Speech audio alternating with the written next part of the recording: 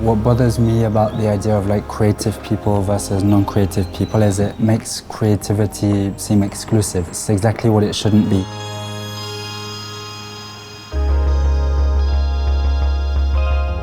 My name's Liam. I'm a creative director in advertising. The creative director's job is essentially ensuring that any brand is communicating consistently in line with its message across all touch points, whether it's in print or outdoor, on TV or on social media.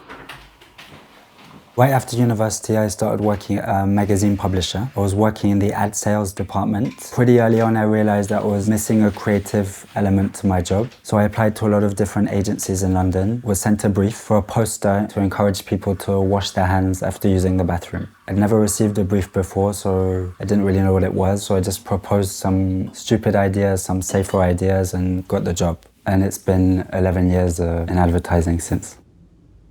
What I was really afraid of when I started working, and what I'm still afraid of every time I go into something new, is not knowing what I'm doing and it showing. Over time, I kind of realized that that's a good thing, and that when you're really stressed and you feel like you're at the edge of your competence, it's usually when you actually take risks because you don't know the rules, so you try something different and you end up sometimes doing your best work.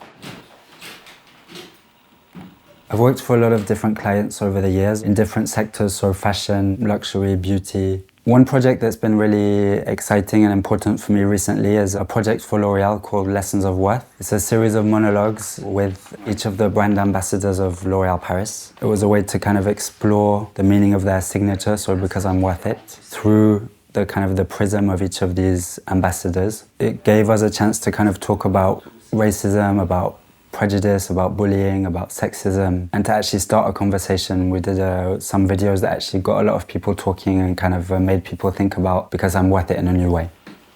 I don't know if it's necessarily possible to always create something new. There are so many things that everybody's seen before, there's so many messages everywhere.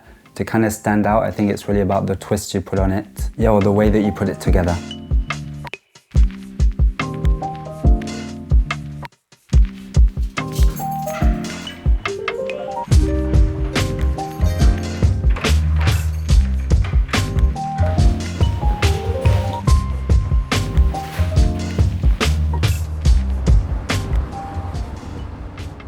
I think creativity is, you give me something that I've seen before and that you've seen before, and I have to give it back to you and make you think that you haven't seen it before. In the beginning, you can feel a bit precious about your ideas and a bit protective of your ideas. But what I realized is, over time, is that it's by talking to other people, like the more I talk to people at the agency, you don't have a creative job title, the more you realize that everybody has a point of view and everybody can have an idea. It kind of opens your mind and might take you to a place that you wouldn't have got to, Everything is influence in a way. So an outfit can make me think, that could portray a certain character in an ad. A painting as well, you could get an idea for a shot. I think everything, without realizing it, really is influential on creativity. If somebody wants to work in a creative industry, I would say don't be too choosy in the beginning. Everything's a learning experience. Take whatever your opportunity you can to create, even if it means writing your own briefs, choosing a brand and saying, what could I do for this brand, and making it up. Everything's going to work your creative muscle, Me, if I have to write something, it usually starts by not writing, so I will just let it kind of bubble away in the back of my mind for a few days. Maybe write stuff down on my phone whenever I think about something, or if I read something that kind of strikes a chord or whatever. And then the actual writing can seem pretty quick because I've been writing it for 3 weeks in my head. The process is kind of invisible.